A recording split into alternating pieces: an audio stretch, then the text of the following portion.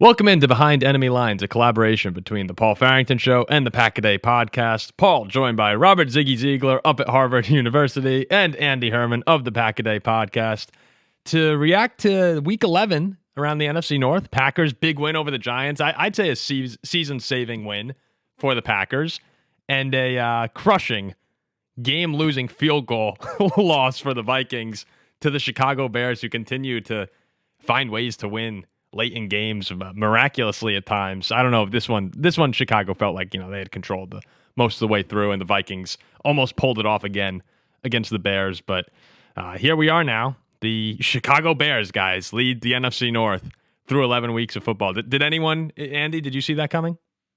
I did not. Do you want to take a quick guess? Not that this matters a ton, but do you want to take a quick guess in the order of teams in the NFC Central based on DVOA? Gosh, I have to imagine we're last. Who's first? the Bears. The DVOA order is Lions first, Packers second. Wow. Vikings third. No, really? Bears fourth. The Bears are fourth in DVOA in the NFC North. They have a negative 7-point differential. Yet here they are sitting atop the NFC North. And could even be a game better had it not been for the crazy comeback by you guys in week one. At the end of that game. Yeah, so it's wild out there in these NFL streets. It's just been a bizarre season. It's been so weird in so many ways. The NFC North might be the perfect picture of that. The Bears are leading the way, and here the Lions are still one of the favorites to win the Super Bowl, and they're not even in the playoff picture right now.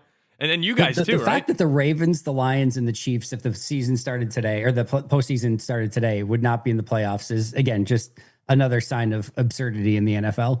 Yes, but with the Packers winning a closer game than it should have been and the Vikings losing off a last-second field goal, nature is healing, guys. The NFC North's going to be back to normal soon enough. Yeah, well, we'll see this weekend. This weekend now, the Packers are, you guys opened to 6.5-point favorites. We'll get to that towards the end of the show, the Vikings and Packers clash in Lambeau Field. Actually, which we will all be at, right? Andy, you'll be at that game too? Yep. Yeah, when Ziggy and I at least will be at the Hagemeister Brewery from 4 to 6 this Saturday, and maybe I don't want to put anything out there, but maybe a brief I'm going to try to get there for the first 10, 15 minutes. Can't guarantee it, but I'm going to try to get there the first 10, 15 minutes. I'd say, what was I thinking making a bet where I wear a Packers jersey this weekend? Like, what was the thought process there? Because now that it's actually coming up and it's going to be next weekend, this is a horrible decision.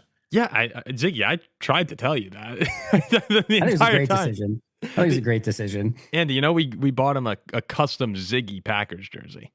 That's amazing. Like that's where the show fun. People ask us, "Oh, you guys make any money? Like, what do you spend it on?" It goes to Ziggy Packers jerseys from this show. So yeah, you will see Ziggy in a Packers jersey. I don't know what your plans are for that. In the future, I might have an opportunity to utilize said Ziggy Packers jersey. So we'll have to maybe talk about that in the future. So. I just don't like where any of this is going. Although I will say, I'm pretty pumped to see a game at Lambeau. Never seen a game there before. Okay, Ziggy, have you? No. Oh, okay. Yeah, just. It's unbelievable. I don't want to spoil anything, but you go in through. First of all, I don't care where your tickets say to go through.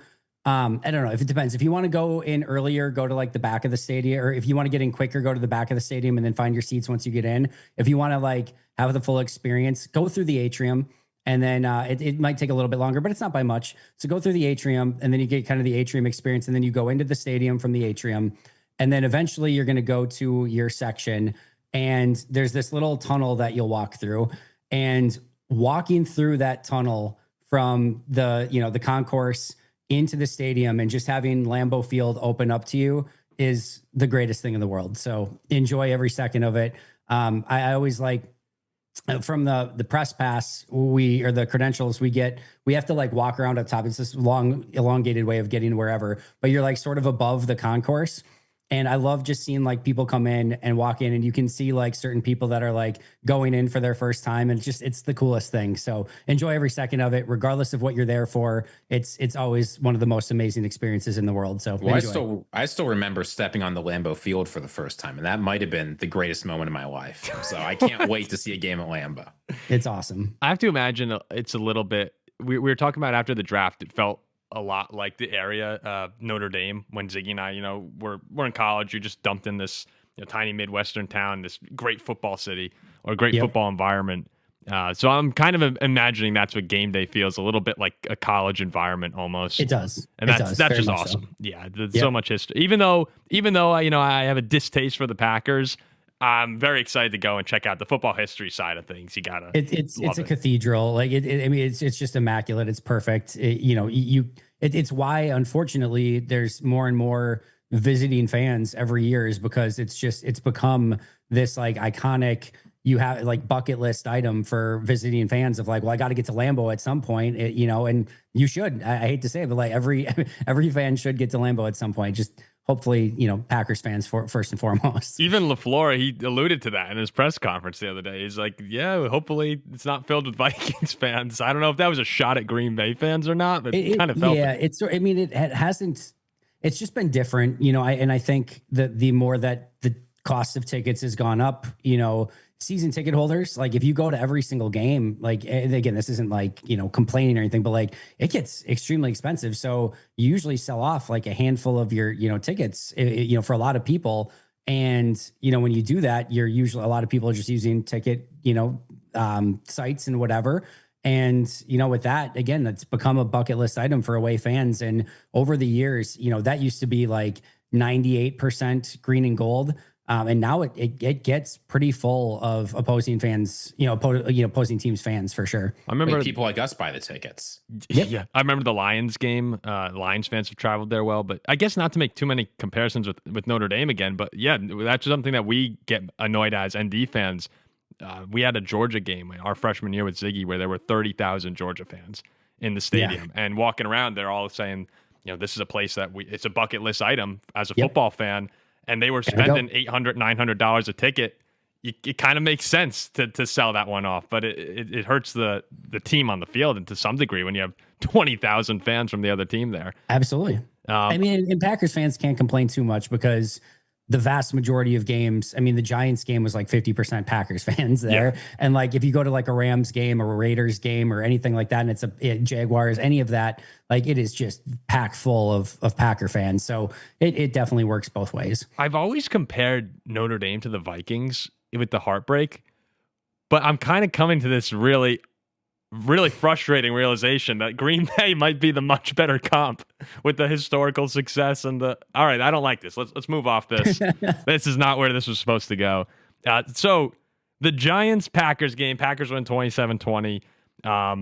Jordan Love gets banged up a little bit, but comes back with another clutch drive late. Christian Watson, 2 unbelievable touchdown catches for him. He's been awesome since coming back.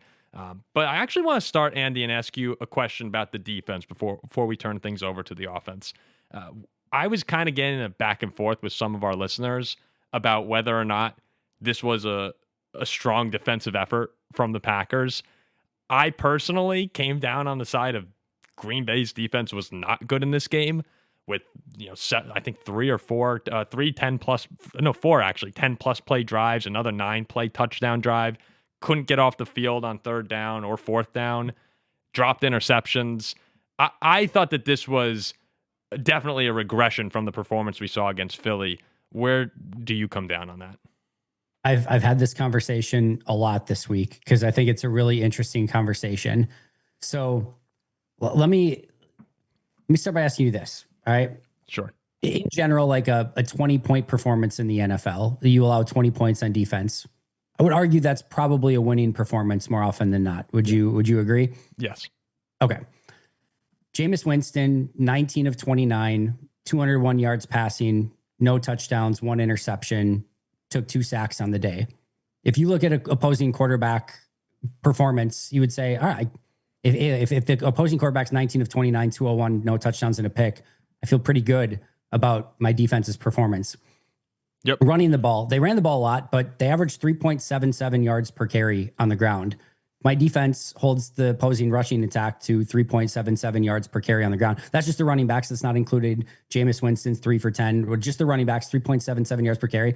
I feel pretty good about my defense's performance on the ground. Leading receiver, Isaiah Hodgins, 5 catches, 57 yards. If you told me any team's leading receivers at 5 for 57, I feel pretty good about the performance. So did you get turnover? Yeah, you got a Jameis Winston pick in the end zone to end the game. And technically you had another one with Micah Parsons at the end of the game. Technically you got two turnovers. You also got a huge stop on the 4th down to turn them over on another drive. So the bizarro situation that you get yourself, and this is like the same thing that we could say about their 16-point performance, their 10-point performance, their 19, like all these games where they kind of limit the point production. You see these same sort of numbers. You get to the end of the game and you're like, yeah, I think that's just kind of a winning defensive performance, like overall in the game, during the game, as their third quarterback, their number 2 running back, without their top 1 and 2 wide receivers, is sort of taking almost 12 minutes more in time of possession and dominating the play clock, and you can't get off the field, and they're kind of nickel and diming you to death. It feels really awful in the moment. And it's like, this is not when you bring in Micah Parsons, the defense that you signed up for. You're expecting, to be a little bit more dominant than that. And they weren't. And I think in this game, I have less, kind of forgiveness because the Giants offense is just quite frankly not that good. But this has sort of been the idea of this defense all season long, is like you get to the end of the game and you look at all the stats and analytics and everything. And it's like, yeah, they put together a winning performance, but it does not feel like it in the place nor the time of when the game's taking place. And it always is just leaving you wanting a little bit more. Well, I think the advanced statistics actually do tell you that the Packers defense didn't play their best game. This one, right? If you look at the success rate, if you look at the Giants EPA per play, it's like an 80th percentile performance if you look at results over the past 5 years.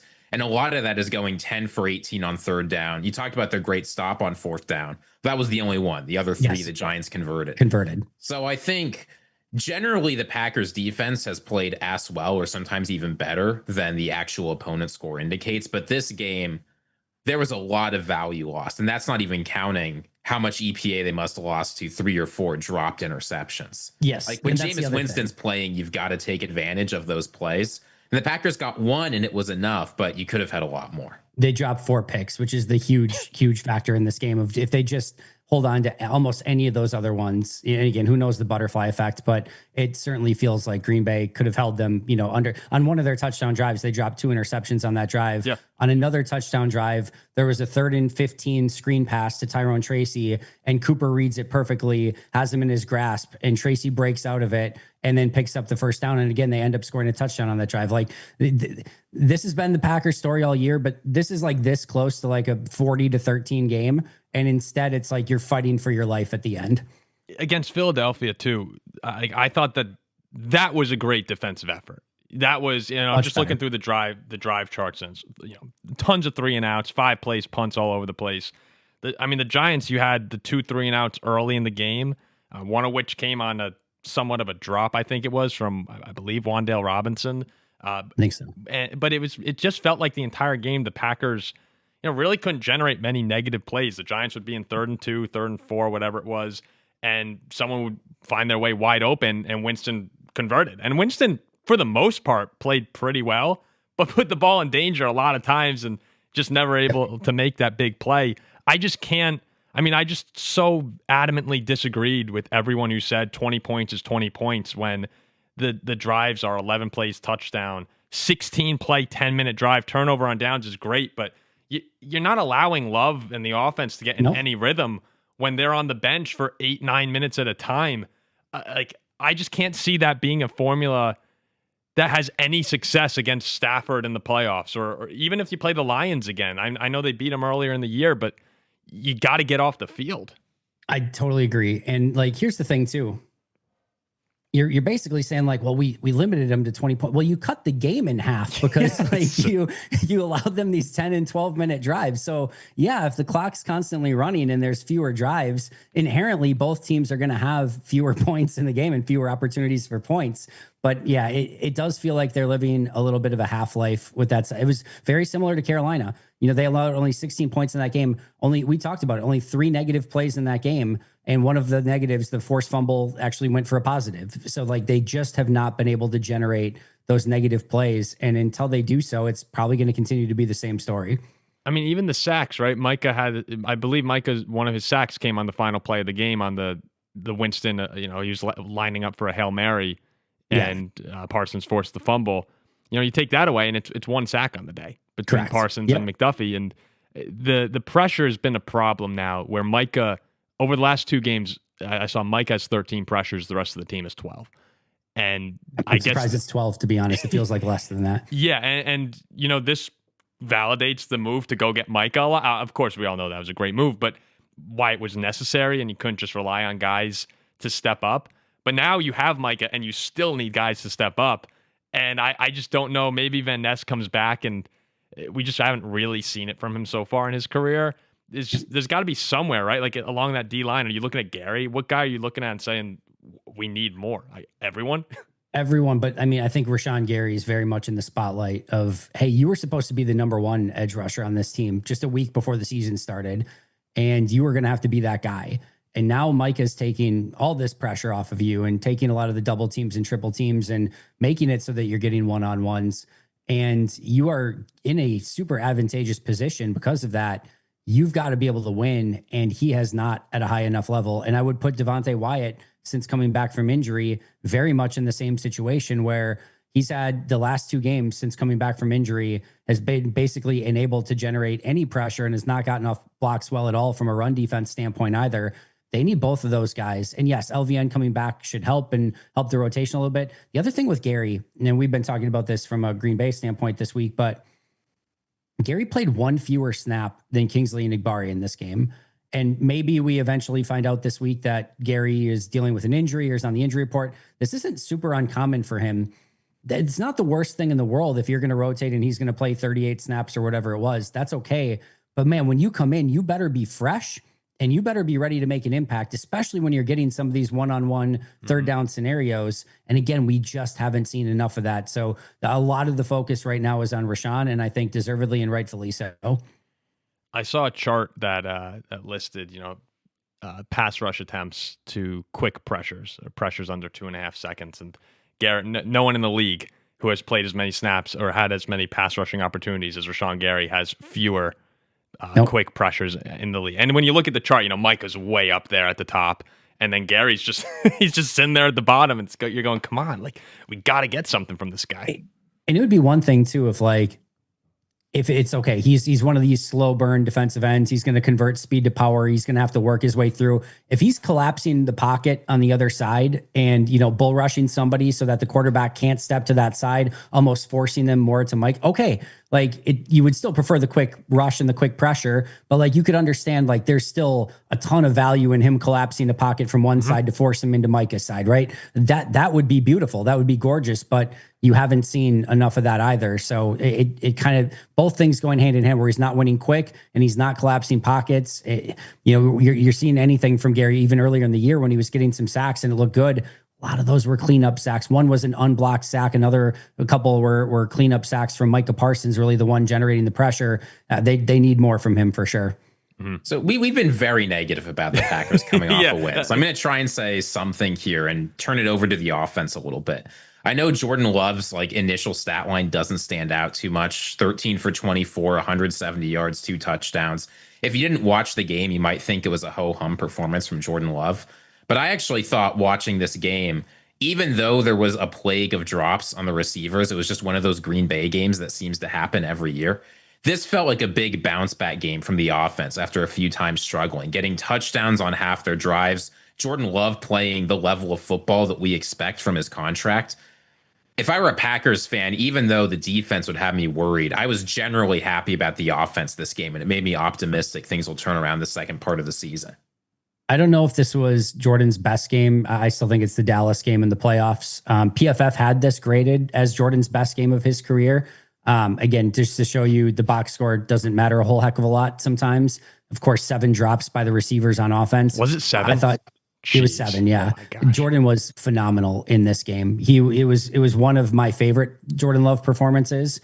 He had so much to deal with too. I mean, you guys, I'm sure saw maybe the Luke Musgrave play where it was either a catch or a fumble. They ruled it a fumble a drop or a fumble. They ruled it a fumble and then reversed it to a drop. But that's a great microcosm of how the game went. On that play, Wicks, Watson, and Golden all win on their routes. and Watson's going to be open deep down the field.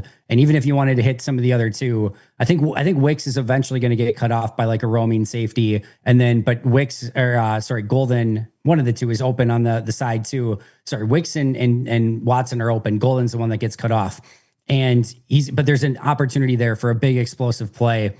Sean Ryan snaps the ball at his feet. Jordan's got to go down to get it. And then Jordan gets up and like still avoids the pressure and then gets the ball to Musgrave as a check down. And then Musgrave turns and just like vomits the ball away. And thankfully for Green Bay, it turns to be an incomplete pass. But like, that's the opportunity for an explosive play by a couple different players. And because of a bad snap, there's nothing going for it. And Jordan does everything to salvage it, and it still almost results in a fumble by his tight end. There's another play. I talked about this with Paul Brettel as well. Early in the game on third and 10. And I think Matt does a great job of designing this play. And Jordan's going to roll out to his right. And they've got the tight end to pick off the defensive end who's coming free. It's basically like a 3-layer throw, like a deep and out and a corner out and out, and then a play in the flat. And he's going to roll out and read the 3. And the 2 wide receivers on top are basically running into each other. The player who's coming in the flat runs into the tight end who's supposed to pick off the defensive end. So those two run into each other. So now not only do you not have your flat player, you don't have your blocker to pick off the guy that you left unblocked. So Jordan has to avoid the rusher, avoids him, steps back, replants, finds Romeo Doubs coming over the middle of the field, hits him for the first, Doubs drops it. Like that was the type of day that it was for Jordan Love. Not to mention he went out of the game with a shoulder injury and had to navigate that pain. Later in the game, DeMarcus Lawrence, 370 pounds of him, lands right on his shoulder as well. Like to tough through that game, not to mention windy conditions, 7 drops, leaving the game with an injury, all of it. And then to basically will his team to victory at the end, and including an incredible 30+ yard play to Savion Williams on a had to have it 3rd and 10, where he bought time, and finally gave it a pass to Savion where only Savion could get it. It was a tremendous performance that I think is going to go at least fall on deaf ears for most people that are just looking at the box score. He was phenomenal. I actually thought my favorite play he had the whole day was actually the I think that Dobbs was coming across and Jordan escaped and just had on the run, did a little touch pass. It was like perfect. It was gorgeous. Yeah, it was just a perfect pass. And every now and then I'm like, I can make that throw watching football games. And I watch that one. It's just like, yeah, I'm not coming close. No normal person, most quarterbacks aren't making that throw.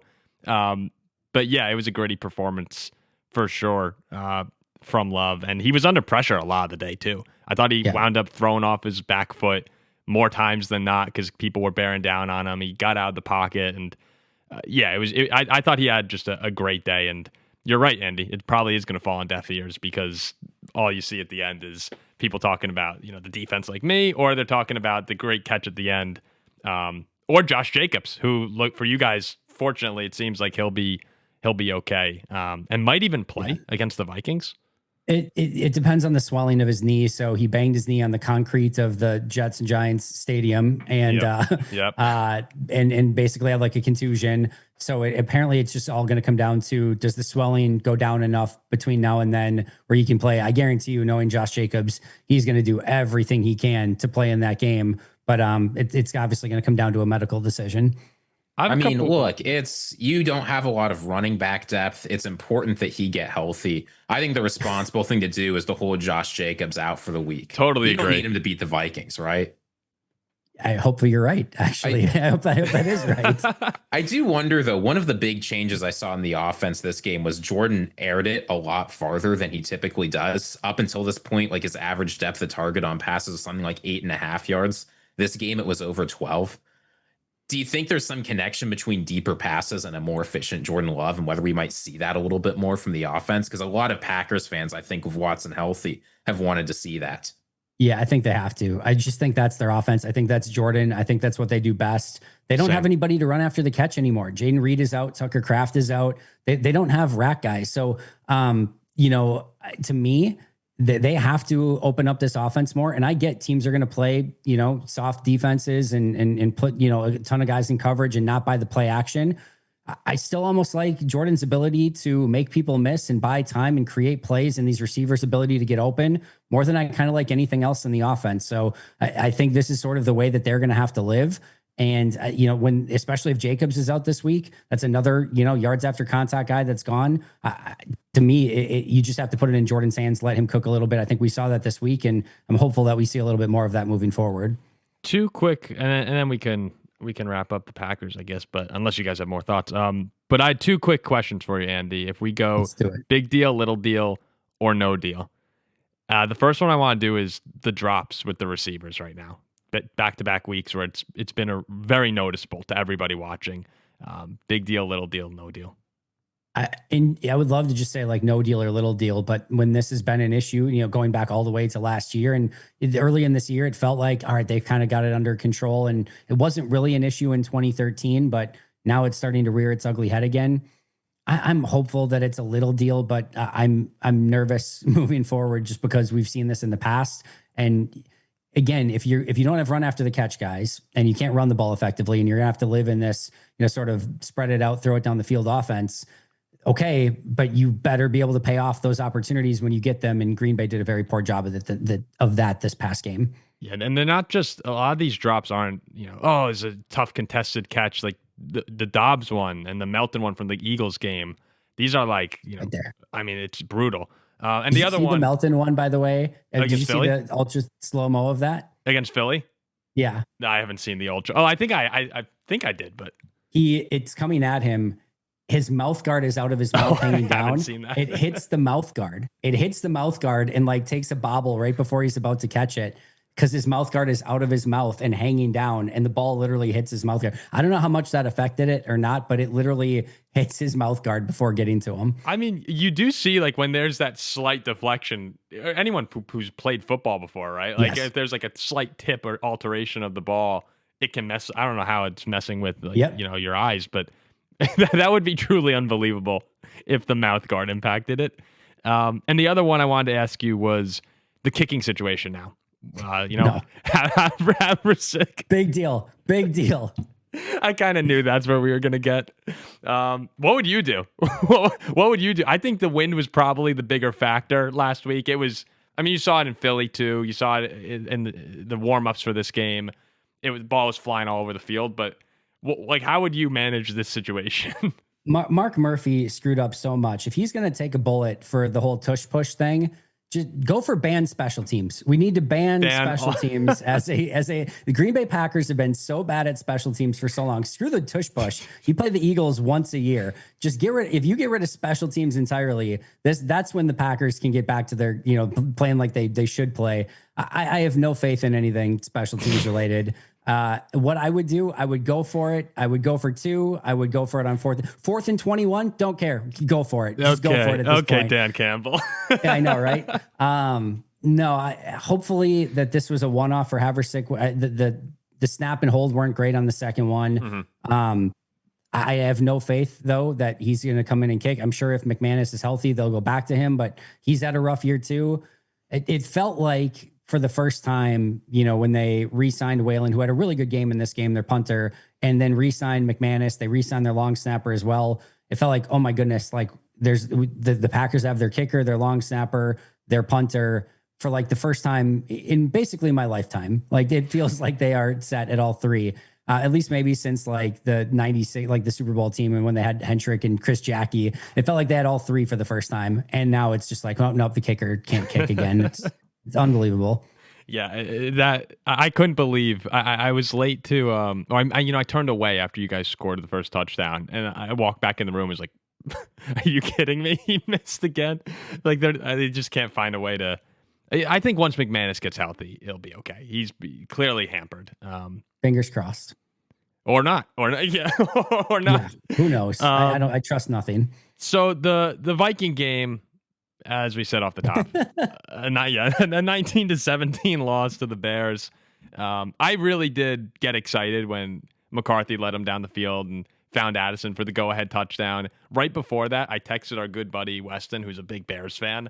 With no confidence at all. I was just completely trolling. I said, it's going to happen again, Wes, with the Viking late comeback. And I was so pumped up when they put in the end zone, only to have special teams doom us as well with a 60-yard kickoff return. I mean, that's so Vikings, isn't it? You have this awesome moment completely ruined by a 60-yard kickoff return, and Bears gain a couple yards, kick a field goal. Ziggy, after the game, you said on our show, and I'm going to give you a chance to walk back on this. I don't know if you heard this, Andy, but Ziggy basically said he's completely out on J.J. McCarthy. The Vikings will never go anywhere with him as the quarterback. Hey friends, time to get our sleeper picks in for week 12. I'm going with a Sunday matchup that has a lot of implications in the AFC, Indianapolis and Kansas City. Let's kick it off right away. Travis Kelce, fewer than 49.5 receiving yards. He's been pretty good as of late, but I think Indianapolis is going to keep him in check. Patrick Mahomes, fewer than 271.5 passing yards. It's a lot of yards in the modern NFL. I know the Colts defense has been a little bit up and down, but I think they hold Patrick Mahomes and Travis Kelce in check. And then on the flip side, Jonathan Taylor, this is a must win for Kansas City. They have to find a way to beat Indianapolis, and I think they'll do that by keeping Jonathan Taylor in check. So Travis Kelce, fewer than 49.5 receiving yards. Patrick Mahomes, fewer than 271.5 passing yards. And Jonathan Taylor, fewer than 88.5 rushing yards. Make sure that you get your picks in over at Sleeper. Plus, right now, you can get a 100% match up to $100 by utilizing code PACKADAY. Yes, a 100% match up to $100 by utilizing code PACKADAY. Terms and conditions apply. Check out Sleeper for details. Available in over 25 states nationwide. So what are you waiting for? Get your picks in right now. Hey friends, we'll get back to Paul and Ziggy and making fun of the Minnesota Vikings in just a moment. But before we do so, I just want to give out a shout out to our sponsors for today's show. I want to start with Luigi's Frozen Pizzas. Now, I'm going to talk today about their original pepperoni pizza. This is the classic Luigi's experience, thin, crispy, timeless. Here's what we got. A 12-inch thin, crispy crust pizza made right in Wisconsin with Wisconsin mozzarella, zesty tomato sauce, which is my absolute favorite, Parmesan cheese, Romano cheese, and of course, their deliciously seasoned pepperonis. They are crisp, crunchy, satisfying, and you can find them in the freezer section of your local grocer. You can check luigispizza.com for the location nearest you. Trust me, you're going to enjoy these. Go get one as soon as you possibly can. Also, shout out to Alchemy Wealth Management. Now, I don't know if you guys are thinking a lot about retirement. For me, it was pretty simple because I've been thinking about retiring since I was in about 6th grade.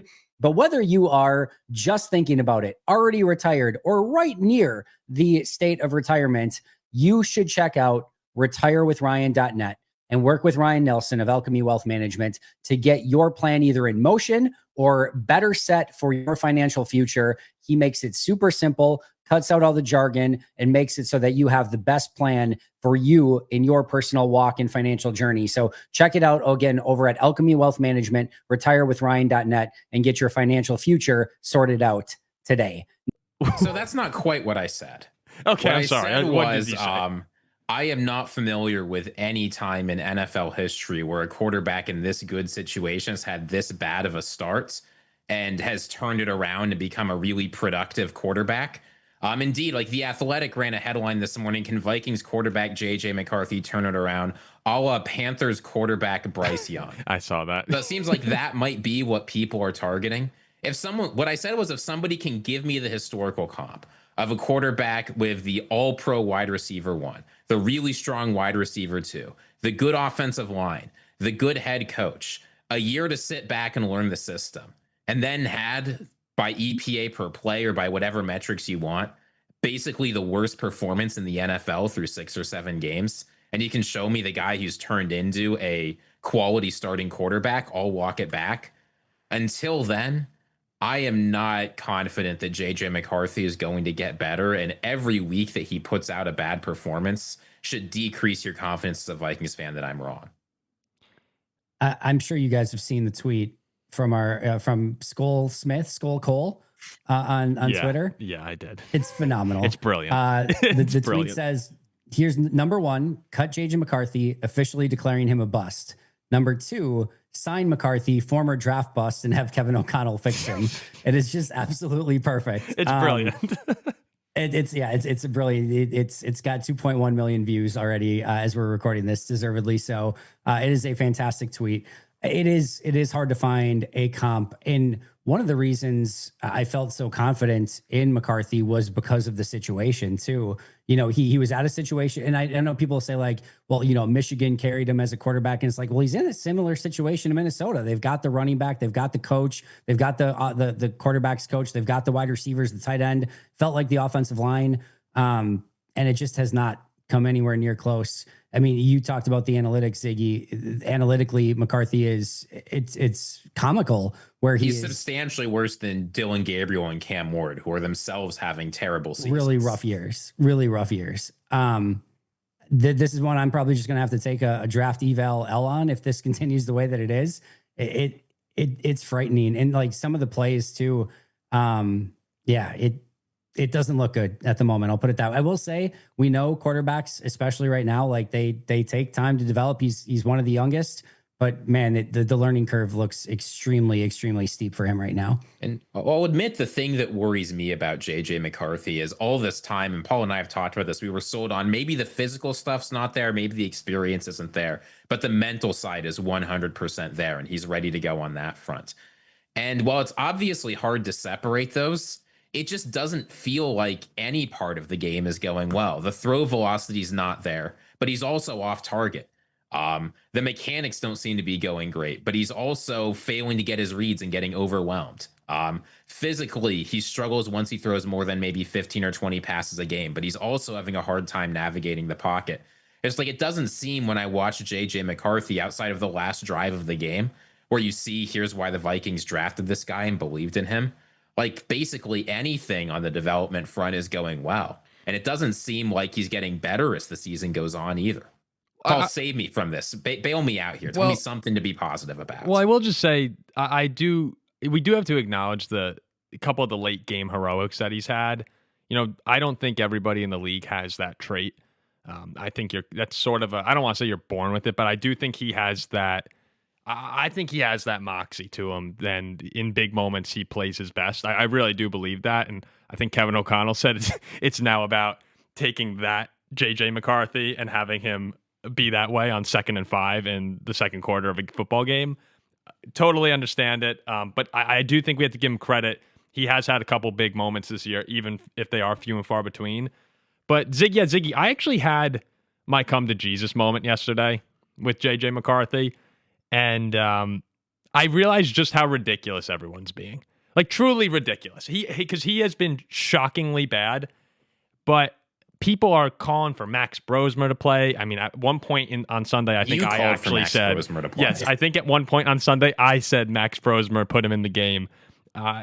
People are super upset about Darnold. I have also been one of those people, although you saw this weekend why the Vikings decided to move on from Darnold. People talk about drafting a new quarterback, whatever it's you want to say. And then I realized it's been 5 games. Like 5 games of a professional career. And I think I said this last week. I think I said 4 games. Now, yes, it didn't get better, game 4 to game 5. But 5 games, we made this decision to go with McCarthy because we're developing a quarterback, right? That's what everyone said. The Vikings have chosen to develop JJ McCarthy. Develop is a key word there. There are going to be highs. There are going to be lows. There have been a lot more lows right now with JJ than highs, but you have to accept the good and the bad. And but Paul, it's just bad. No, that was going to be my question. Is the good that he's had 2 good drives in his career as a Viking? It's not all bad, Ziggy. It's, beat Chicago in the comeback. Yes, that was one good. Going to Detroit and beat them, and he's making a couple of really nice throws a game where Jefferson had a drop last week. Addison had a big drop last week. It's not just JJ failing. Yes, he was wildly inaccurate too. Like, he did not have a good game. I'm not trying to defend JJ there. What I am trying to defend is we are just so quick to judge quarterbacks. Everyone said CJ Stroud was going to be the next top 5 QB in the league. How do you feel about CJ Stroud right now? Like, do you think he's going to be the next guy anymore? Most people don't. Last year, Jaden Daniels was surefire top 5 quarterback coming into the league this year. And yes, injuries have played a big role, but here, look at the Commanders right now, a little shaky. Caleb has been playing really well lately.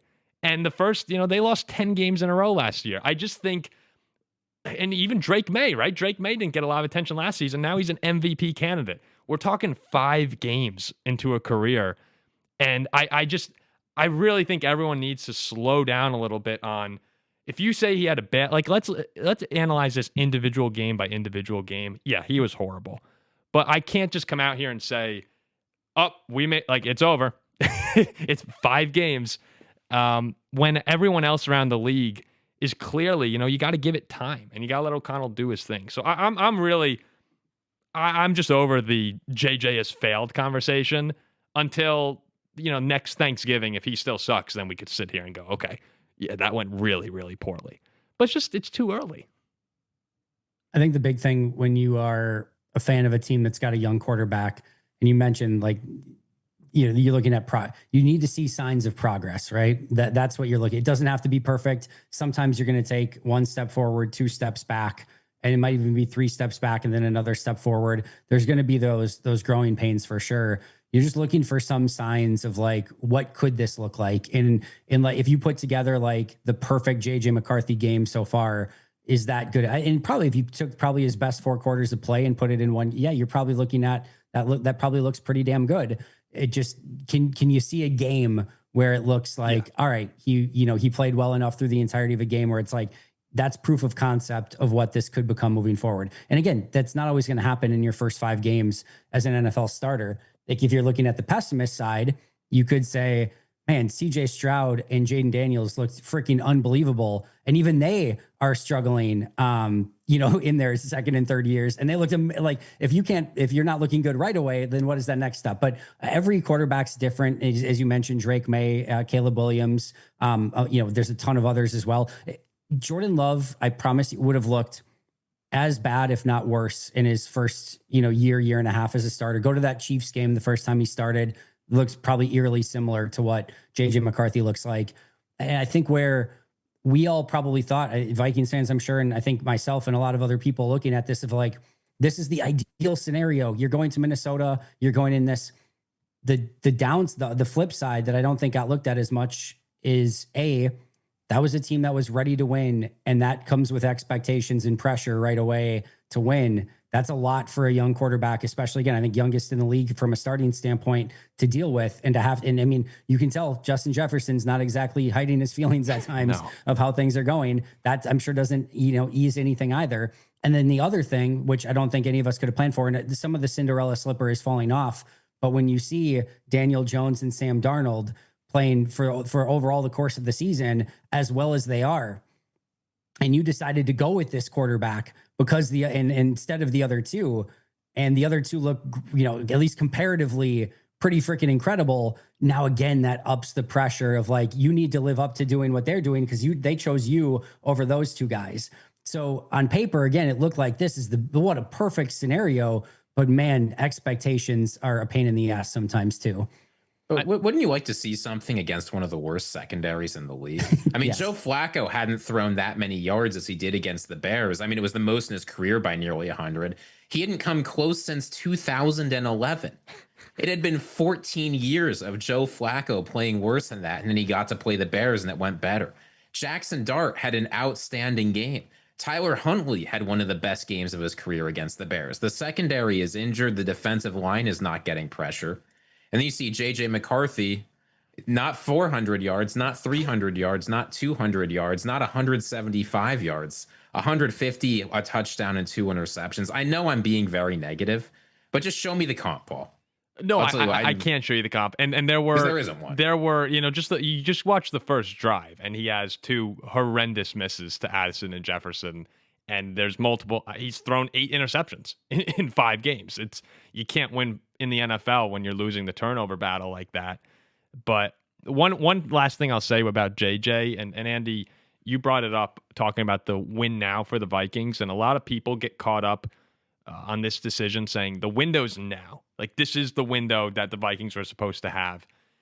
I actually disagree with them. I do agree that, if you had Darnold playing the way he has this season so far, outside of the Rams game, yeah, we're probably like 8-2, honestly, or 7-3, up there competing for the 1 seed.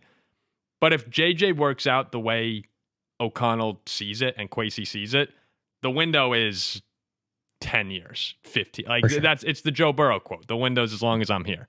And that's where I think a lot of Vikings fans need to calm down a bit. This isn't, if JJ takes another year to work out and it actually works out, okay, like you could turn it around really, really fast. Just look at New England. Like once you have the quarterback, everything else can be filled in pretty easily.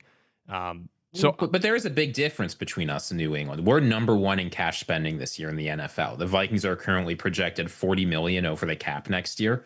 The team around JJ McCarthy will be worse next year.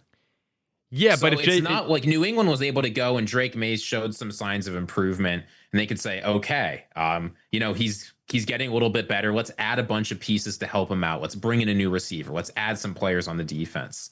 The Vikings are going to have to cut players, and that's not even including guys like Jordan Addison, who we need to think about extending. Yeah, I just don't think that if we're looking at this over the course of a handful of seasons with JJ being, let's just say he's a borderline top 10 QB in football, you can strip down a roster and build back up a roster. I don't think that's. I just mean for his development, you like the team to get better every year he's with them, not worse. Yeah, and Justin Jefferson will be there. Justin Jefferson will be there, and that to me is enough. Yeah, hopefully. If he keeps complaining in the middle of games, then that would be a problem. That would be a real problem. Do you guys think? I just want to ask you about the Bears for a second because I feel like at 7-3 atop the North, they deserve at least a question. Do you guys think this is sustainable?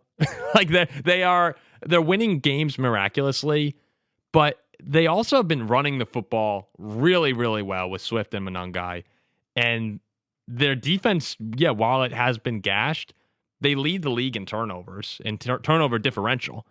And, you make enough of those plays. If you can control the clock and you can get the football, you're going to be in a lot of games. It feels like this is the point of the year right here now for Chicago with all these big divisional games coming up where we're going to learn, are they for real or not? Pitt, Philly, Green Bay. Just wondering, what do you guys think it is sustainable? You go first, Ziggy. The Chicago Bears do not have a positive point differential. They're winning a bunch of one-score games against really bad teams. The defense has generated a lot of turnovers, but otherwise, when I squint, I don't see the 2025 Chicago Bears. I see the 2022 Minnesota Vikings. A lot of miraculous late-game comebacks. Things went great for the Vikings during the regular season. We finished 13-4, and while I don't think the Bears will finish that well, I've turned on expecting them to make the playoffs. I think they've won enough games at this point that it's probable they will. I don't think they're going anywhere because I don't think that winning games like this, 1-point wins against the Raiders, against the Commanders, teams at the bottom of the NFL, is sustainable. What is sustainable is the progress they're making on offense. The offense looks much better than last year, but the record is not. So here's where I'm at with the Bears. I absolutely do not think the way that they've played so far is sustainable from winning the NFC North, being a contender in the NFC.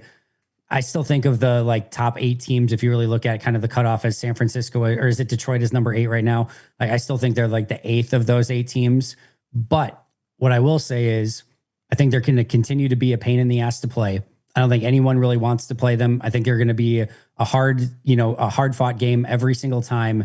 And I think for a first year head coach who is trying to rewrite reroute the ship and get it going in the right direction and, work with Caleb Williams for the first time, I think what they're doing is planting the foundation of what is going to be a better team moving forward. And I think just Ben Johnson getting the buy-in from his team from having this start and this record already, I think is going to be huge for him. So I think this is more planting seeds for what they're hoping is to come in the future and playing a better brand of football. And I think by doing this already and getting this record, by maybe even, maybe getting some turnover luck and some things like that, I think it's set them up to do exactly that and get the buy-in that Ben Johnson needs. So I think it's going to make them more potent and better down the road. And I think they're ahead of schedule. But I think here in 2025, do I think it's sustainable as no, I don't. But I do think they have to be, as Bears fans, extremely excited about where things are trending and where things are going to be going moving forward. They closed the year now with the Steelers at Philly, at Green Bay, host the Browns, host the Packers, at San Fran versus Detroit. Yeah. If they end the year 2-5, let's pretend they lose at Philly, they lose both the Green Bay games, they lose in San Francisco, they lose to Detroit, which is all possible, right? I mean, maybe unlikely they lose all 5, but let's say they do and they're 9-8. Is this season still a success? Probably not. It's going to leave a poor taste in your mouth, I would think, at that point, and it's going to be like, oh, it's just the same old Bears sort of thing. So I'd say probably not. If they could get to 10 wins, I think if they could, if they get to 10 wins, I think you're probably looking at a success no matter what. Yeah, I think you got to go 3 and 4. You can't start 7-3 and miss the playoffs. Yeah, I think you got to go 3 and 4 here. They should beat the Steelers, especially if Rodgers doesn't play. But you should win that game at home, and you should beat the Browns at home. And if you could pick off, if you one pick of off the other ones, one of the them, other ones. right? Yeah, 2, you have an 11-win team, and then I think you feel great about no matter what happens in the playoffs, huge success, as you said, Andy, planting the seeds. But there is still that world where, 7-3 does set some. I think the expectation now is we're going to go to the playoffs this year. And it's not the same as it was in the beginning of the season where it was just have them develop. But now that we're here, it's okay. Let's not fall apart the way they did last season, which I don't think that'll happen. It's just a different team, and you're not seeing the, Thanksgiving Day collapses like they were having. But that's just something to pay attention to over the final 7 weeks here. Is schedule's a little tougher, but they haven't played. I mean, look at who they played, guys. I didn't even realize this, but going back to the Dallas win, it was Dallas, the Raiders, the Commanders with Jaden was good. New Orleans, Baltimore without Lamar, Cincinnati without Burrow, the Giants, and the Vikings. This is a much, much more difficult schedule coming up, and we're going to see what the Bears are actually made of. And even with that, they have a negative point. Well, I guess part of that's due to a 52-21 loss to Detroit in week 2, but yeah. So last thing before we move on to the week 12, and then we'll wrap it up here. I'm just looking at the standings right now because we've kind of been talking playoffs the past few minutes. It feels like the NFC to me is between 8 teams. If you want to put the Panthers in there, guys, go ahead and put the Panthers. They're just not really on my radar, even though I guess they technically are in the hunt here at 6 and 5. But who do you think winds up being the odd man left out? Currently, it's the division leaders are Philly, the Rams, the Bears, and the Bucks. The wild card at 7 and 3, Seattle, 6-3 and 1 Packers, 7 and 4 49ers, with the 6 and 4 Lions on the outside looking in at the 8. I know none of us have done any schedule predicting right before the show, so I'm sorry to put anyone on the spot. But do you guys have a pick right now as to who that last team out is going to be here? And I mean, it could be the Lions, but San Fran's schedule is just so easy. I have to imagine they're going to find their way in. And Brock Purdy's back, which helps. Yeah. I think when you're making this prediction, there are not going to be 3 NFC North teams in the playoffs this year. I just can't see it because these are what their records are. They're all barely in the hunt. They still have to play each other a bunch of times. So the question for me is which NFC North team am I going to pick? And I know I just said that it's hard for me not to pick the Bears, given that they're 7 and 3 and I'm going back and forth. But when you look at the teams they're going to have to beat, they have to play the NFC North a lot. Compare that to the 49ers, compare that to the Seahawks. I think I have to take the Bears to be the one out, even though Bears fans are going to be unhappy. I think every other team around there is noticeably better. Yeah, I'm with Ziggy in the fact that I think this comes down to the NFC North battles coming up. And you guys are going to have a huge say in this, not from Minnesota making the playoffs, but you never know how you guys do. And I mean, you got 2 games against Green Bay. You've got a game against Detroit. Obviously, you had the game against Chicago this past week, but you're going to have 3 games in there still. We got Seattle. The Seahawks too. Seattle we play too. another wild card. That's true. percent. Yeah, you play Seattle as well. So yeah, I'm going to say though that the 2 games, Packers versus Bears, are going to be massive. Obviously, Packers Lions on Thanksgiving, and then Lions Bears as well. I think it's going to come down to those individual matchups and who comes out on top of those. If I had to bet, I would probably say Chicago would be my guess to that ends up not making it. I think the Seahawks and the 49ers have easy enough schedules to make it by. But I mean, I really sincerely could come down to some of those, Packers Bears games, which are going to be very they play each other twice in 13 days, which is kind of a crazy scheduling quirk. So yeah, I think that could easily be the case. Yeah, I think you're right, Andy. It's hard for me to see the Packers and the Bears making the playoffs this year just because those 2 games loom large. unless the Lions collapse, that seems unlikely. How crazy is it and how fun is it going to be that like the Bears Packers, which has been a one-sided rivalry for so long, finally the Bears are starting to get better. And now it's like 2 games in 13 days to decide which team goes to the playoffs.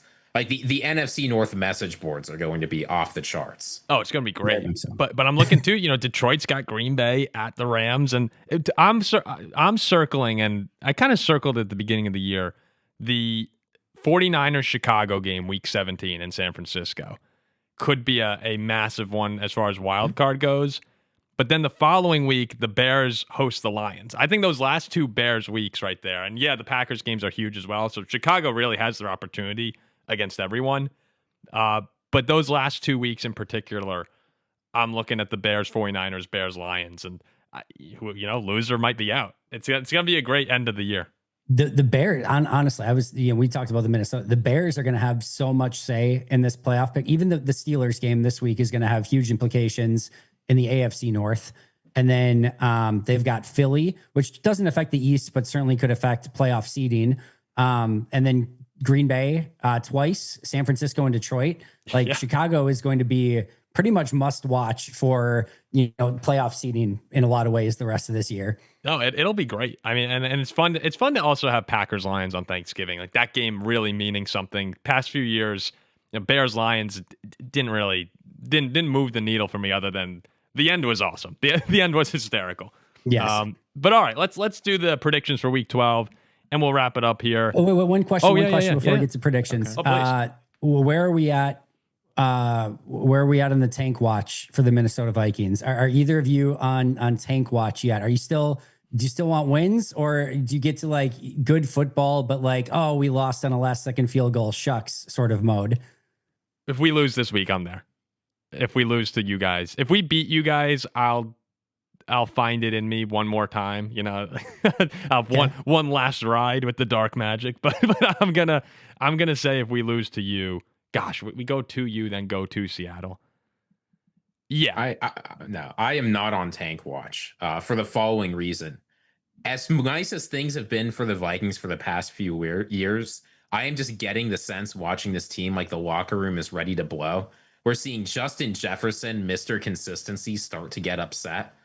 Like, if the Vikings collapse down the stretch, I'm just seeing in my mind, like, the locker room blowing up, players yelling at coaches, Kevin O'Connell losing control. We need some positivity in Minnesota fast, because if that does not come, this offseason could involve one star player finally asking out and saying, I'm done with this. I want to go to a team that can win a playoff game. We have got to turn things around, and that starts with winning games, not moving up 4 or 5 picks in the draft. I don't think the locker room will blow up. I don't think Jefferson's that kind of guy. I guess that's who you're circling right now. I didn't think Justin Jefferson was quit in the middle of the game guy either. But I don't think. Look, if they lose to Green Bay, there comes a point where you have to accept that it's going to happen. Like, we're not going to be 4-8 with Jefferson being like, oh, what the fuck, what's going on here? I think at that point he'll just kind of quietly fade off on this season and hope for better days ahead. The Harrison Smiths, they got Aaron Jones, they got a great locker room with a good head coach who's had control the whole way through. So yeah, losing this week and I will officially be on. All right, let's go to Seattle, play a competitive game, and see what happens. It'll be that mode. It'll be interesting. So the Vikings go to Green Bay, where the Packers are 6.5-point favorites. Matt LaFleur is already pleading Packer fans to show up in the stands. It's supposed to be a purple rain coming in with Ziggy and I. Well, Ziggy will not be noticeably a purple rain in his Packer jersey, but the Vikings have actually won their last 2 in Lambeau. And with all of the things I just said, does anyone actually think the Vikings have a chance in this one?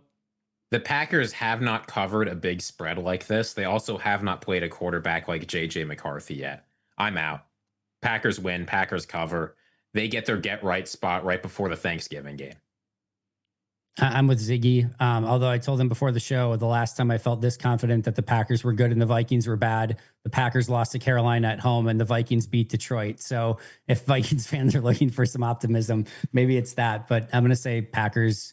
I'm going to stick with 27. They'll score 27 again. 27-13 Packers. I actually think this will be a game if JJ can protect the football. And the Packers, like that actually is a kind of fun storyline to watch. Is Green Bay's 29th in the league with only 8 turnovers forced this year, and JJ is right. I believe that's the right stat. It's got to be. It's right. It's got to be. I think they have 4 interceptions and 4 forced fumbles or 4 fumble recoveries. And JJ is essentially a walking turnover. I mean, there was legitimately a play where 2 Bears were injured because both of them were going for the interception. Like it was like a punt return, and they both ran into each other. Those are the kind of passes we've seen from JJ at times. So if JJ can hold on to the ball, I think the Vikings are absolutely talented enough to match up with Green Bay, and hopefully they get Grenard back, and Van Ginkel's been playing awesome. You get some pressure on Love. So, you can always say the turnover battle is something to watch.